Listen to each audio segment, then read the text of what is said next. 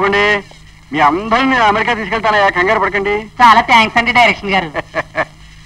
శ్రీకృష్ణదేవరాయలు గారు, బాబు శ్రీకృష్ణదేవరాయలు గారు, తలుపుతీయండి సార్. పుట్టింది పెంటపాడైనా పెరిగింది అమెరికా కదండి, అన్ని దొరల అలవాట్లు అయి ఉంటాయి. అయ్యుండి వచ్చాయా, కానీ మన ప్రొడ్యూసర్ అన్నాక మన అలవాట్లోకి లాగేయాలి. బాబు ప్రొడ్యూసర్ గారు, అయ్యా ప్రొడ్యూసర్ గారు,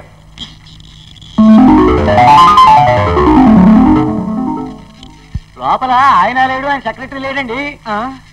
మార్నింగ్ వాక్ వెళ్ళి ఉంటాడయ్యా. ఒక్క పిసర్ సామాన్ కూడా లేదు, సామాన్తో సహా వెళ్ళాడంటారా? అది కాదయ్యా, రాత్రి చేబదులు అడిగితే కంపెనీ డబ్బు 2000 ఇచ్చాను. ఇంతే సంగతులా?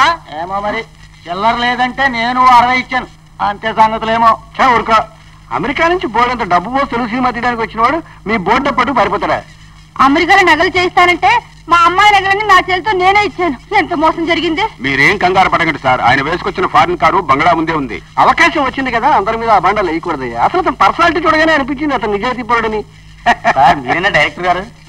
నీ కంటికి అలా కనిపిస్తాం లేదా? నేనే జెండా పారేసిన రైల్వే గార్డ్ లో మొహం నువ్వును. నేను గార్డ్ని కాదండి, డ్రైవర్ని. అయితే ఏంటి? మీరు ఈ అడవిలో షూటింగ్ చేస్తున్నారని చెప్పి మీ బావగారు 3 రోజుల క్రితం మా దగ్గర కారు అద్దెకు తీసుకుని వచ్చారు. నాకు బావయ్యా? శ్రీకృష్ణదేవరాయలు. కారు అద్దె 2000, బేటా 3000, మొత్తం 5000 ఇచ్చేయండి. 5000 కాదు, 5000తో ఇస్తాను చంప మీద.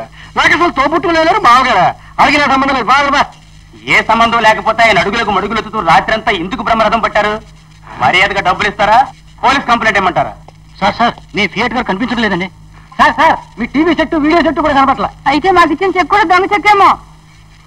రే జంభా, హీరోయిన్ లేకుండా షూటింగ్ చేశాను, విలన్ లేకుండా షూటింగ్ చేశాను, కెమెరాలో ఫిల్మ్ లేకుండా షూటింగ్ చేయగలను, కానీ వీడియో లేకుండా దర్శకత్వం ఎలా వహించను?